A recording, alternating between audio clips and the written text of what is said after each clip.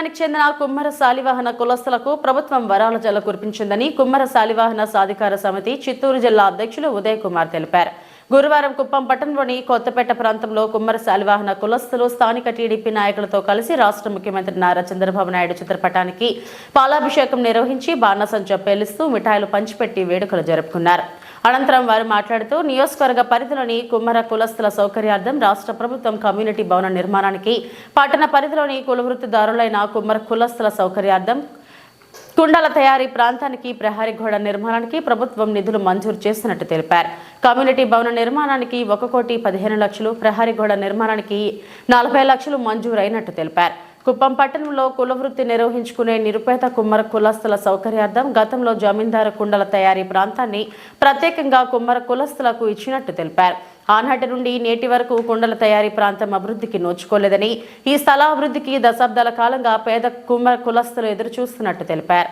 ప్రస్తుత ముఖ్యమంత్రి నారా చంద్రబాబు నాయుడు కుమ్మర కులస్తుల ఆవేదనను గుర్తించి ఎన్నికలకు ముందు ఇచ్చిన హామీని నిలబెట్టుకుంటూ కమ్యూనిటీ భవన నిర్మాణానికి, కుండల ప్రాంత అభివృద్ధికి నిధులు మంజూరు చేయడంపై కుమ్మర కులస్తులు హర్షం వ్యక్తం చేస్తున్నారు.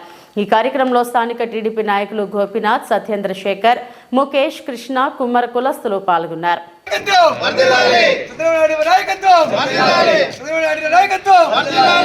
లోకేష్ గారి నాయకత్వం, చంద్రబాబు నాయుడు నాయకత్వం,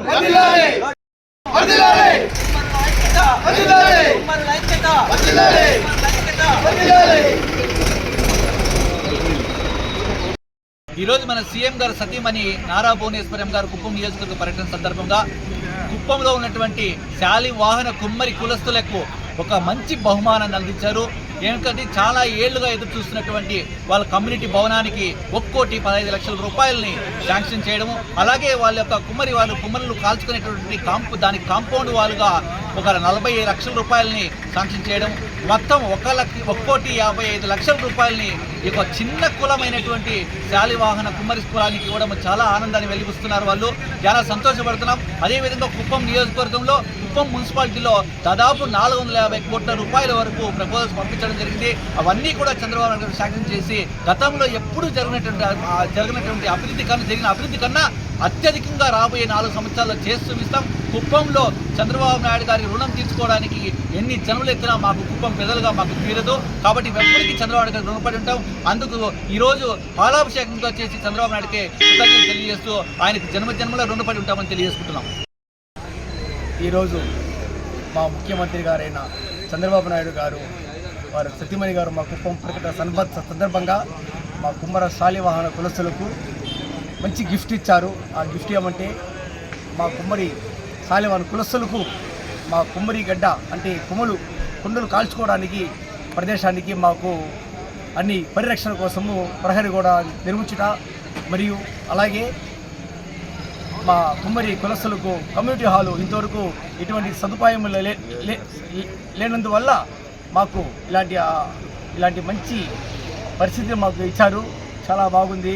మంచి గిఫ్ట్, ఏనాడు ఏ ప్రభుత్వము ఇవ్వలేని గిఫ్ట్ ఈరోజు మా కుమ్మర శాలివాహన కులస్తులకు ఇవ్వడము చాలా ఆనందకరంగా ఉంది.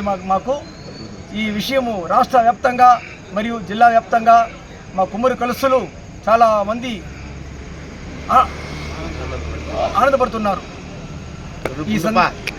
ఈ సందర్భంగా మేము ముఖ్యమంత్రి చంద్రబాబు గారు ఫోటోకు పాలాభిషేకం చేయడం జరిగింది.